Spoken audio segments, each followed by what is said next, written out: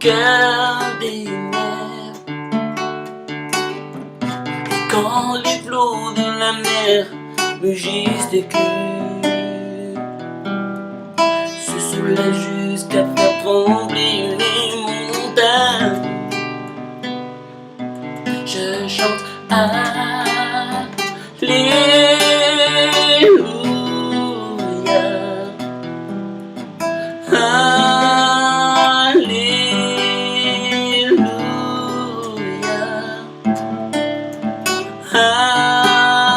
Alléluia.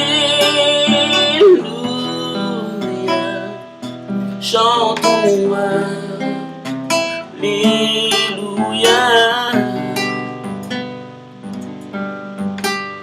Des montagnes s'agitent et des royaumes s'ébranlent. Quand il fait entendre sa voix, la terre se fond d'épouvante. L'Éternel des armées est avec nous. Le Dieu de Jacob est pour nous une autre retraite. Chantons Alléluia,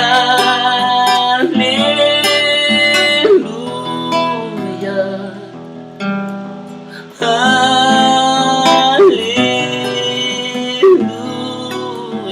Chantons Alléluia,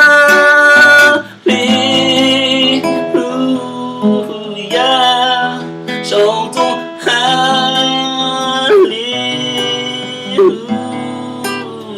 chantons Alléluia,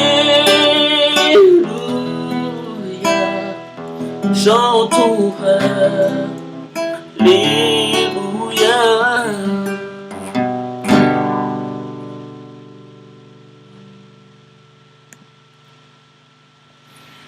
Bonjour à tous.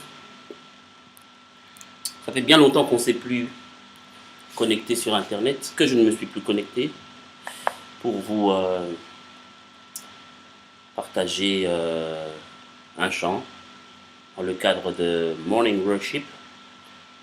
Bon, toujours est-il qu'aujourd'hui, j'ai une petite surprise pour vous, c'est-à-dire que avant que vous soyez surpris par cette surprise, moi-même j'ai été surpris ces derniers mois. Je dirais que j'ai laissé cogiter ça pendant pas mal de mois. Et le Seigneur m'a convaincu par l'intermédiaire d'un frère en Christ que j'admire beaucoup et que je respecte énormément d'apporter aussi une parole. D'apporter une parole, une mini-prédication, de manière quotidienne. Et je dirais que c'est moi qui ai fait le lien, après cette discussion avec ce frère, d'ajouter à Morning Worship une prédication que le Seigneur me mettrait à cœur. Et donc aujourd'hui, après vous avoir chanté, donc si j'ai pas mémoire, Isaïe 44 ou 46, mais vous verrez. Donc, vous allez voir dans Isaïe 44 ou 46. Donc c'est un chant que le Seigneur m'a mis à cœur. Donc Alléluia. Donc déjà pour vous encourager que l'Éternel est notre refuge, donc notre forteresse dans les moments difficiles. Et ce qui a à voir avec le message que je voulais partager avec vous aujourd'hui. C'est-à-dire que pour mon premier message, le Seigneur m'a beaucoup édifié, m'a beaucoup parlé autour de la famine. De la famine, ça veut dire les différentes situations de manque que je peux rencontrer ou que vous pouvez rencontrer. Et dans les différents domaines de notre vie, que ce soit dans le domaine des finances, dans le domaine sentimental, dans le domaine du travail, dans le domaine d'un ministère qui vous a mis à cœur et vous ne voyez rien, vous ne voyez aucune concrétisation dans le domaine des affaires ou des études ou des papiers ou autres. Ah ben, lorsque vous ne rencontrez pas ce besoin, ah ben, lorsque ce besoin tarde et que vous êtes en manque, en besoin de voir ça se concrétiser, ben, on peut associer ça à une certaine famine, à une carence dans votre vie. Et aujourd'hui, je voulais vous parler d'une situation, d'un manque, donc ça c'est une famine au niveau de la maladie. Donc, il s'agit de Naaman. Naaman, dans 2 Rois 5, du verset 1 au verset 14, que vous pouvez même lire déjà de manière régulière, jusqu'à mon prochain message, si cela vous dit de continuer à me suivre. Eh ben voilà. La première famine, il est question du besoin de guérison. Donc Naaman, qui était un haut gradé, donc le commandant de l'armée de Syrie, donc a rencontré un besoin. Il avait rencontré un besoin, c'est-à-dire d'être guéri de sa famille, d'être guéri de sa maladie. Donc il était atteint de la lèpre. Et donc pour être concis dans cette prédication, je vais vous conter le contexte, donc vous raconter le contexte, donc plutôt que de lire les passages qui prendront un peu plus de temps. Donc en résumé, l'armée de Syrie avait été conquérir et ravager Israël. Et donc au moment de cette mission, les armées de la Syrie avaient entre autres des biens et de ce qu'ils avaient pu voler d'Israël. Ils avaient aussi capturé une petite fille. Et cette petite fille s'est retrouvée dans le palais de Naaman. Donc Naaman, comme je l'ai précisé, étant le représentant en chef de l'armée, donc avait son épouse qui était la maîtresse donc de cette jeune fille. Et à un moment donné, cette jeune fille, sachant que son maître était malade, il dit à sa maîtresse, si seulement mon maître pouvait rencontrer donc notre prophète en Israël, il serait guéri. Et pour vous parler de ce message, je vais tout d'abord vous parler maintenant. Donc on va commencer, on va rentrer dans le message. Et le titre de mon message s'intitule « Les coordonnées ou adresses à introduire dans le GPS céleste pour rencontrer les bénédictions de Dieu ». Je vous l'accorde, il est un peu long, hein, mais bon, je pense que vous avez compris le but et le cœur de ce message. Donc les coordonnées ou adresses à introduire dans le GPS céleste pour rencontrer les bénédictions de Dieu. Donc dans ce message, il est question justement du fait de faire l'effort de se retrouver à l'endroit où Dieu veut que nous soyons pour rencontrer sa faveur. Prions. Seigneur mon Dieu, je te bénis pour ce premier message que tu m'as mis à cœur. Je te rends grâce parce que je sais que si c'est toi qui m'as appelé, c'est toi qui vas toucher les cœurs de tes auditeurs. Et je te demande, Seigneur, d'être un vase d'honneur au travers lequel ton Saint-Esprit peut couler. Mais je te demande avant tout d'être un vase rempli de ton esprit, de ta sagesse, et que tout ce que je puisse dire puisse venir de ton saint trône, afin que ton peuple, que tes enfants, et que ceux qui ne te connaissent pas encore, et qui ne demandent qu'à rencontrer des solutions dans leur vie, puissent être fortifiés par cette parole. Merci Seigneur pour cette parole que tu m'as mis à cœur, et cela, j'espère, sera des graines qui vont entrer en bonne terre et qui vont, Seigneur, porter 30, 60 et 100 fois plus de fruits dans le cœur de chacun. Au nom de Jésus. Amen. Donc voilà. Comme je vous l'ai dit, je vous ai déjà parlé du contexte dans l'introduction de mon message, que vous avez compris. C'est-à-dire que Naaman était malade, atteint de la lèpre. Et donc, cette jeune israélienne qui était au service dans son palais et auprès de sa femme, lui a suggéré qu'il serait bien que son maître rencontre l'homme de Dieu d'Israël. Donc, le prophète Élisée, pour guérir donc Naaman, le général en chef de l'armée du roi de Syrie. Alors, toujours en étant cohérent avec mon message, c'est-à-dire que le roi de Syrie alors a donné à Naaman la permission d'aller donc auprès du roi d'Israël. Première coordonnée donc de Naaman pour être béni était d'introduire, comme je dis dans mon message ou dans le titre de mon message, d'introduire dans ce GPS que nous connaissons tous.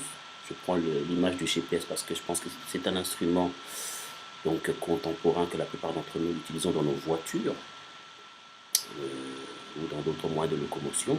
Eh bien voilà, pour être béni, Naaman devait se rendre en Israël. Il ne devait pas se rendre en Égypte, il ne devait pas se rendre en Samarie, en Judée, non, il devait se rendre donc chez le roi d'Israël. Et ensuite vous allez voir dans le passage, l'homme de Dieu lui a précisé de se rendre dans le fleuve du Jourdain. Donc il y avait des localisations bien précises pour qu'il trouve la bénédiction. Donc, à ce moment-là, donc il a obtenu la bénédiction de son roi. Donc Naaman a obtenu la bénédiction de son roi pour se rendre en Israël. Et je dirais que la première coordonnée était bonne, c'est-à-dire de se rendre en Israël, mais comme il nous arrive parfois dans notre GPS, nous allons dans la bonne ville, mais nous avons mis le mauvais numéro. Et nous nous rendons dans une maison à proximité de notre destination, mais qui n'est pas la bonne maison. C'est-à-dire que, pour donner cette image-là, tout d'abord, Naaman, nous allons voir dans le passage que Naaman se rend d'abord chez le roi d'Israël. Et le roi d'Israël, il est dévasté, il a même déchiré ses vêtements, et en se demandant, mais est-ce que ce roi de Syrie me provoque ou quoi? Comment est-ce qu'il me demande à moi de donner la guérison? Est-ce que j'ai de droit de vie, de mort sur les gens? Comment est-ce que cette personne, comment ce roi d'Israël, comment ce roi de Syrie me demande à moi de guérir son général en chef de l'armée? Qu'est-ce que moi j'en ai à savoir de sa guérison? Qu'est-ce que je peux faire pour lui? Donc là, c'était déjà des bonnes coordonnées, mais voilà, c'était pas le bon numéro. Et la bonne personne qui était censée rencontrer Naaman, heureusement, a entendu cela dans ses oreilles. C'est-à-dire Élisée, ayant appris que le roi était dévasté par rapport à une nouvelle qui venait d'arriver, demanda au roi, mais qu'est-ce qui se passe? Et le roi lui dit justement, ben voilà, Naaman vient et il me demande la guérison, mais bon, moi, qu'est-ce que je peux faire pour lui? En bref, Élisée lui dit alors, permets-moi de rencontrer Naaman, afin que je lui apporte cette guérison. Et donc nous pouvons lire dans le passage, pour être plus précis, parce qu'il y a quand même des passages assez importants qu'il faut faire l'effort de lire.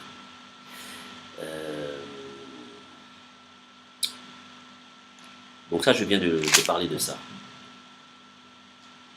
Il y a un passage quand même qu'il est très important de lire, c'est lorsque Naaman rencontre l'homme de Dieu.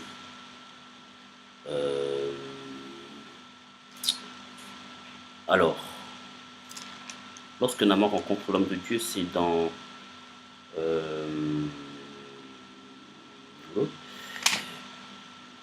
2 Rois 5, chapitre 5, verset 9.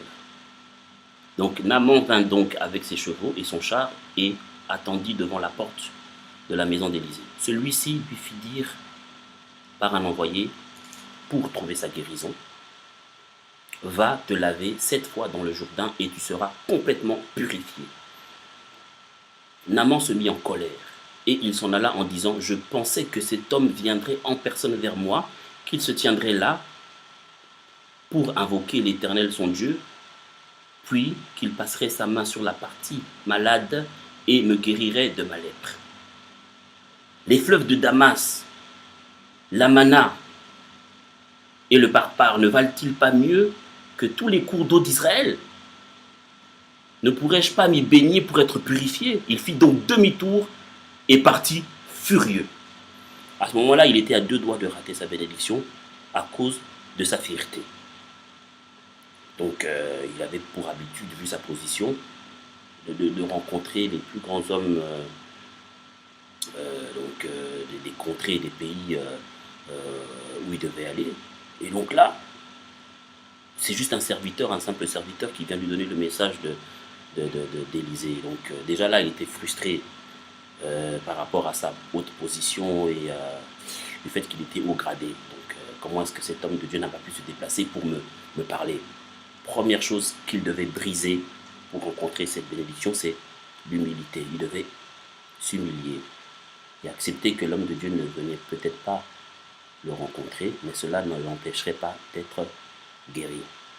Et donc heureusement que pour lui, l'un de ses soldats lui a sagement dit de ne pas se laisser frustrer par cela, et que s'il lui aurait demandé quelque chose de simple, ne l'aurait-il pas fait. Heureusement que ce soldat intervient et il calma un peu son maître, et grâce aux paroles de